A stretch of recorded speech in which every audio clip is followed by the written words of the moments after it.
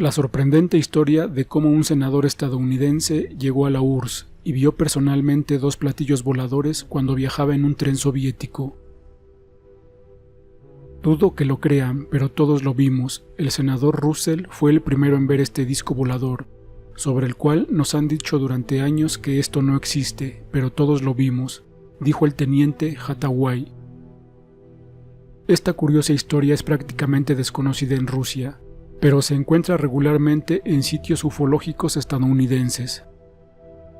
Desde 1947, cuando el piloto Kenneth Arnold informó sobre los avistamientos de 9 platillos voladores, los estadounidenses se han alarmado al más alto nivel por las oleadas de avistamientos de ovnis.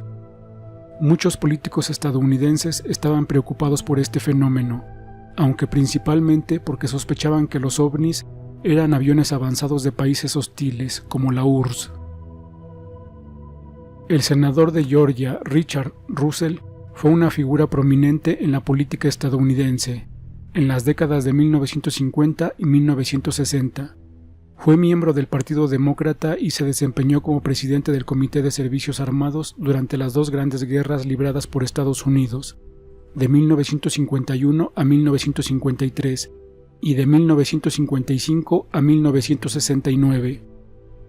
Durante su mandato aumentó el presupuesto de defensa a casi $1,000 millones, lo que lo convirtió en un activo importante en el gobierno de los Estados Unidos. Entonces podemos decir con seguridad que era una persona muy confiable, cuyas palabras fueron de gran importancia.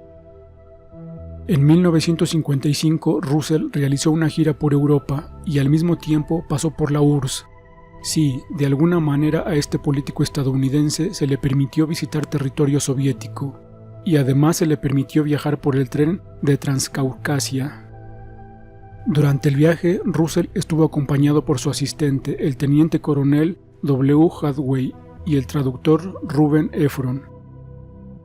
El 4 de octubre de 1955, los 3 estaban en una sección no especificada del Transcaucásico, en un vagón de tren de pasajeros.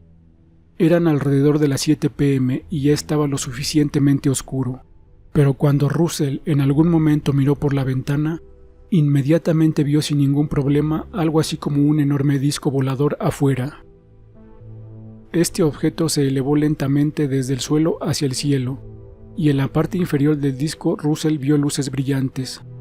Habiéndose elevado a una altura de 2 kilómetros, el disco cobró velocidad repentinamente y se apresuró hacia el norte, adelantando instantáneamente al tren que se aproximaba. Mientras el disco volador subía, Russell logró llamar a Hathaway y Efron. Aunque el segundo falló en llegar, el primero que llegó logró ver cómo el disco se alejaba volando. 1 minuto después, los 3 vieron el segundo ovni, una copia exacta del primero. Subió de la misma manera y con gran velocidad corrió tras el primer disco. Cuando desapareció el segundo disco, los conductores soviéticos de repente comenzaron a cerrar las ventanas de los vagones y ordenaron a los estadounidenses que no miraran hacia afuera. Esta foto supuestamente muestra el mismo tren en una sección de Transcaucasia no especificada el día después del avistamiento del ovni. Russell y sus ayudantes esperaron con gran impaciencia el momento en que abandonaran la parte principal de la URSS y se encontraran lo más lejos posible de Moscú, en Praga, Checoslovaquia.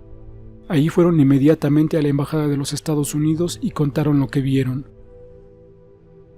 Durante más de 30 años el incidente se mantuvo en completo secreto hasta 1985, cuando se solicitaron documentos de la CIA, el FBI y la Fuerza Aérea de los Estados Unidos, en virtud de la Ley de Libertad de Información, y así fue como se revelaron los impactantes detalles de este caso.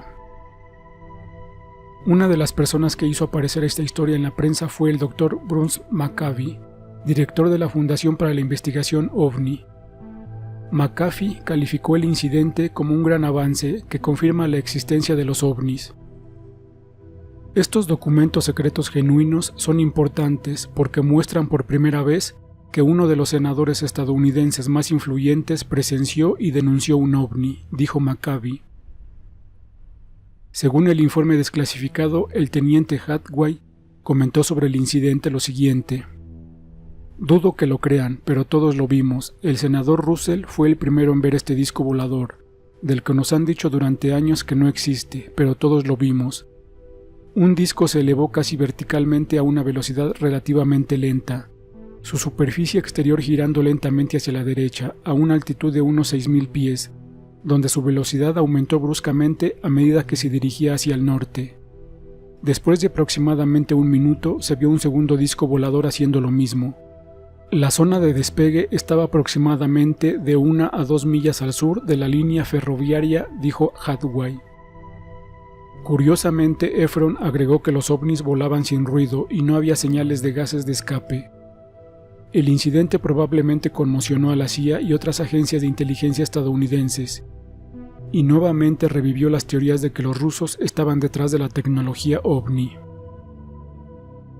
Después de entrevistar al senador Russell y su grupo, la CIA concluyó que su historia no apoyaba la teoría de que los soviéticos desarrollaron un ovni con forma de platillo.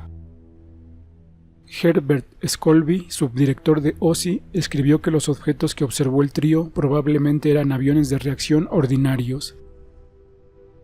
Wilton Lexon, director de Ciencias Aplicadas de la CIA, también se mostró escéptico.